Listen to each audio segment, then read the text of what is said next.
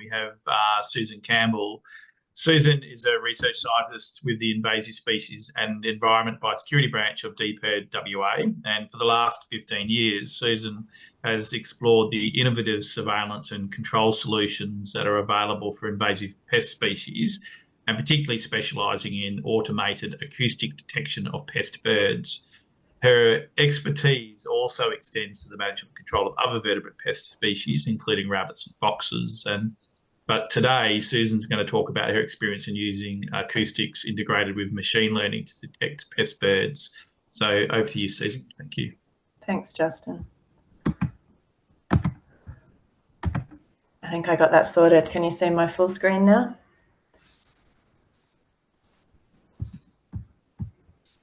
Yes, it's all good. Thank you. Yep, great.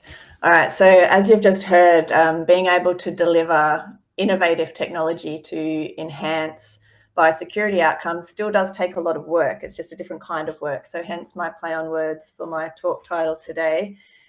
And several of us have been talking about how we incorporate AI and machine learning into our biosecurity responses. So I just wanted to be very upfront and share with you that the motivation for exploring these AI and machine learning tools at DPIRD in Western Australia, it does not come from a desire to reduce or replace humans from the very complex process that is biosecurity responses.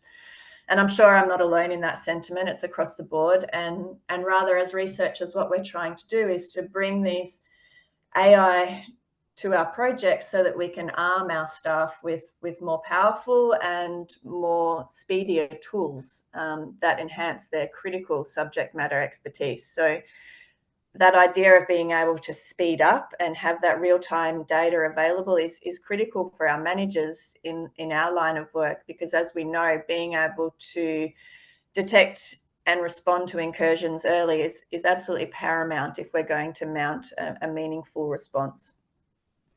But unfortunately, this task of trying to detect pests early is becoming both increasingly demanding with the exponential increase in global trade and tourism.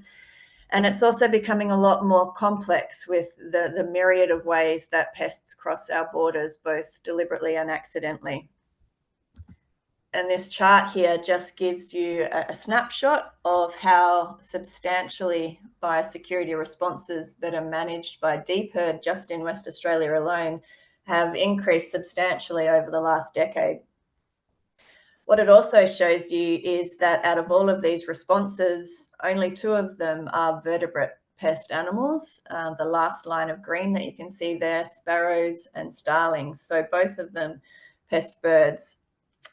West Australia takes pest bird biosecurity quite seriously, and the reason for this is that when it comes to pest birds, West Australia still manages to maintain quite an enviable biosecurity status. We remain free from established populations of the majority of introduced pest birds that tend to plague the eastern seaboard and beyond. And by and large, the responses that DPIRD leads in the bird space are predominantly geared towards eradication or area freedom. And from my perspective, this presents a raft of innovative research opportunities. And my role for the last decade or so, as Justin mentioned, has been looking at how we can incorporate acoustic surveillance into WA's long-running starling control program. So why starlings? They're a high priority declared pest for West Australia. They've been subject to ongoing control since the 70s. This little video here is a wonderfully hypnotic scene of a murmuration of starlings from over in Europe. And unfortunately, thanks to our friends from the Acclimatisation Society back in the late 1800s, bringing them across to Australia, they're now firmly established throughout the eastern seaboard, Tasmania, New Zealand, and even further beyond. But they're not established in WA, and we would like to keep it that way. There's a long list of damages directly attributable to starlings. They destroy crops, they foul stock feed, they transmit disease, aggressively outcompete our native species for hollows. They'll spread weeds, and there's also a number of undesirable social ramifications like fouling of infrastructure. And these couple of short videos here are just a nice visual, timely reminder of a couple of the reasons we'd like to keep starlings out of Western Australia. Unfortunately, a lot of West Australia is suitable habitat for starlings, and there's every chance our landscapes could support over 12.5 million starlings quite easily. So at that point, we would be incurring losses in excess of $180 million to agriculture. Our control program has seen over 50 years of near continuous management. It currently operates over a very large area, which I'll show you shortly, using a combination of predominantly live lure bird trapping, also shooting at times, and netting when it's appropriate. There's two focal areas for the control program. One is at the South Australia-West Australian border, either side of Eucla, and then down on the South Coast region, either side of Esperance, another large area where trapping occurs, sometimes extending as far west as my hometown of Albany, down on the southernmost point of WA. This chart shows the number of starlings that have been removed from those two different areas. So the border region in red and that Esperance South Coast region in blue. Unfortunately, investment has varied substantially over time, so these charts not corrected for control effort. Back in the mid-2000s, there was a high level of investment in removing this incursion on the south coast of WA, the Big Blue Peak, which was highly successful. And for several years after, we had zero detections of starlings on the south coast. But that outcome is confounded by the fact that funding for the program was also reduced quite substantially over those periods. So were we not catching any starlings because there weren't any there, or were we not catching any because we weren't looking hard enough? So that's where acoustics enters the program, with an opportunity to be able to undertake remote 24/7 surveillance over a much larger footprint. The concept of acoustic surveillance isn't new. There are many different commercial types of recorders on the market. They can operate underwater, in deserts, really any environment where there is a benefit to monitoring an audible species. But the one significant drawback for the units that you can see up on screen is that they all record their data on board, typically on memory cards. So this isn't ideal for a few different reasons, particularly in the biosecurity space. Firstly, field sites can be a really long way away and difficult to access. Secondly, it takes a really long time to download and manually listen to what can often be multiple gigabytes of acoustic information.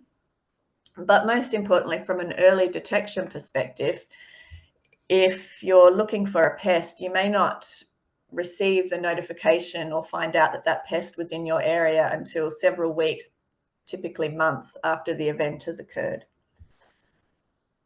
So the device here is different.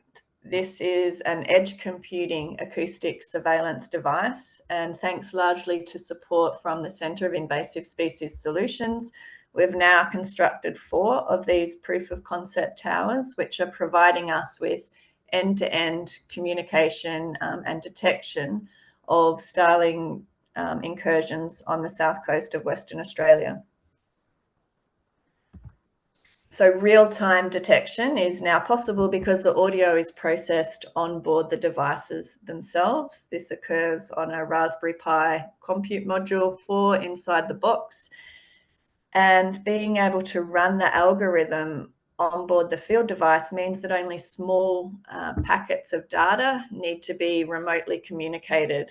Currently, we're using Telstra's low bandwidth network for that communication service, which does mean that our towers currently need to be placed in an area that's got a bare minimum of Telstra coverage. But obviously, given the improvement in accessibility of satellite communications, we should be able to move away from relying on Telstra in the near future.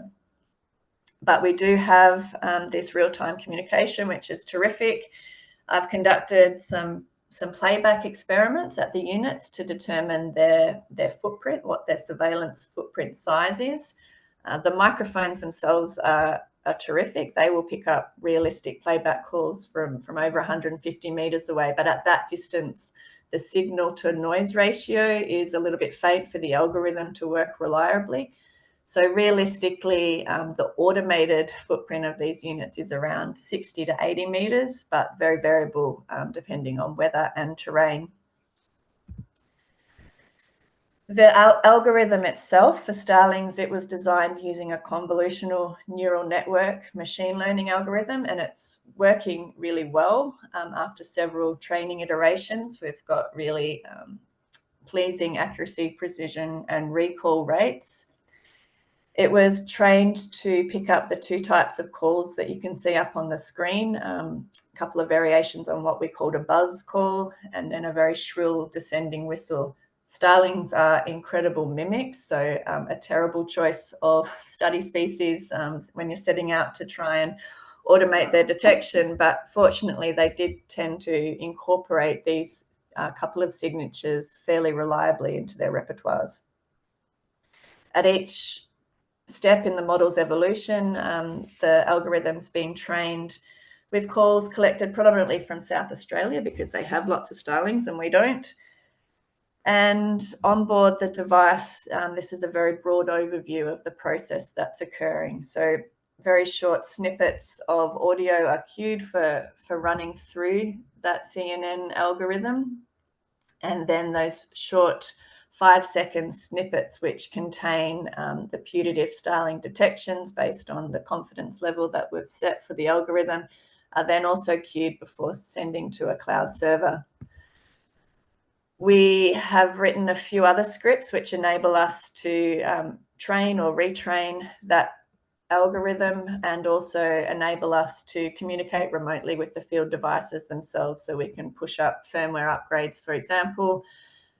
And another terrific output from this work has been taking the algorithm that we built for the devices and being able to run it on a desktop computer. It's allowed us to process archived acoustic data, and it's also been licensed for free by the sponsors to share with conservation agencies. So we've taught the algorithm to forget starlings and to learn other species like western ground parrot here in WA, for example, to help with the detection of threatened species as well.